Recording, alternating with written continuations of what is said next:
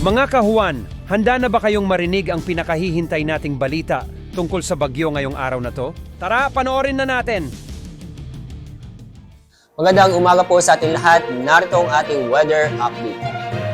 Tatlong weather system ang nakakapekto sa ating bansa. Northeast monsoon o amihan, shear line at yung trough o yung extension area ng low pressure area. Yung pong low pressure area ay nanatili pong nasa labas po ng ating Philippine Area of Responsibility. Nasa layong 990 kilometers silangan ng northeastern Mindanao. Base sa ating mga data ngayon, mababa pa rin ang tsansa na maging bagyo at maaari pong pumasok sa PAR ngayong araw. Mag-subscribe at i-click ang notification bell para laging updated sa mga araw-araw na balita tungkol sa bagyo sa ating bansa. Salamat sa inyong suporta mga kahuan. Enjoy the good weather.